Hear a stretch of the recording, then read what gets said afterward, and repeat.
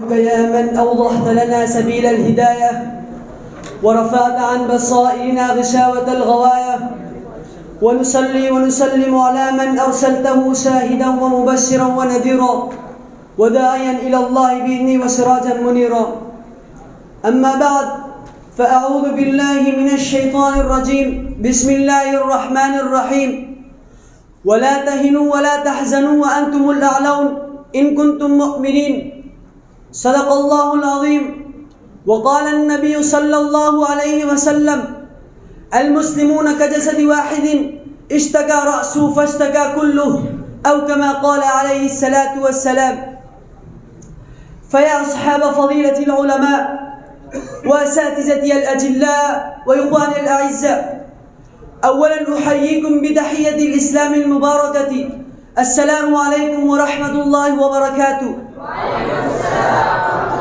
إنه لمن دواء غبطتي وسروري أن أقدم إليكم هذه الكلمة الوجيزة حول قضية فلسطين. إخواني الكرام، إن اللسان لا يقف عاجزا أمام وصف الأحظات التي شهدناها في أيام الماضية، وإن القلب لا يعتزل ألما وحزنا وليتقطع حرقة وغضبا وكمدا على ما يجري لإخوان لنا في النسب واللغة والدين، وفي الآلام والآمال في أرض فلسطين الجريحة. وإنه لإحسان يسري في جسد كل مسلم غير على دينه وعرضه وأرضه وقضايا أمته حين يرى قتل الأبرياء من أطفال وشيوخ ونساء ومنع منه الغذاء والدواء حين يرى قتل الأنبياء من شيوخ وأطفال وحصان ظالم منع منه الغذاء والدواء وقطع المياه. أما ترون أن غزة تعاني؟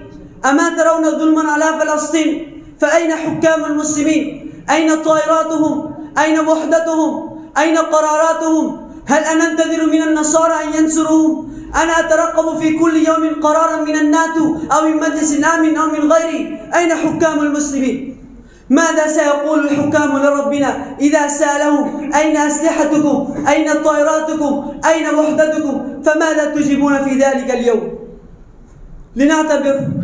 لنعتبر ذلك الطفل الذي يقتل اعتبر أنه ولدك، وتلك الفتاة أختك، وتلك الأم أمك، هو الشيخ الكبير الذي قتل هناك هو أبوك. ينبغي أن نحزن لحزنهم، وأن نجد لموجدتهم، وأن نقترب لمصابتهم. إنما المؤمنون إخوة. هل نحن نقرأ عنها فقط دون أن يكون لها الأثر ولا واقعنا وعلى أنفسنا وعلى جهودنا؟ أين أخوة الإسلام؟ أين حق المسلم على المسلم؟ أين حرص على نصرة المسلمين؟ ماذا سيقول الحكام لربنا؟ إخواني الكرام، ينبغي أن نحزن لحزنهم، وأن نصام لمصابتهم، وأن نجد لموجدتهم.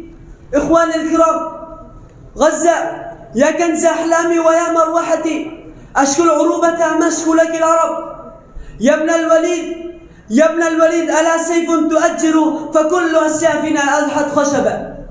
أطفالنا في غزة ليسوا أرقاما. أطفالنا في غزة هم ذكريات لآبائهم ولأمهاتهم، لكن ماتت تلك الأحلام وقتلت تلك الذكريات. يا ربي، لم يبقى لنا أحد إلا أنت، فمن لنا سواك؟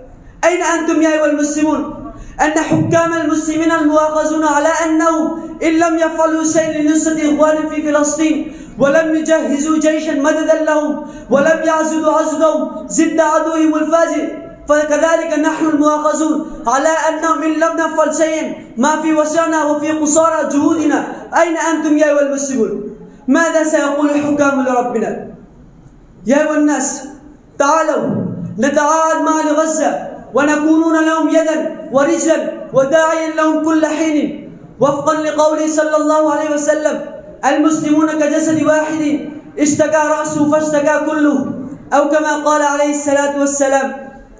أختم قولي بهذا الشعر: لن تنالوا البر حتى تنفقوا، ساعدوا إخوانكم في عجلة.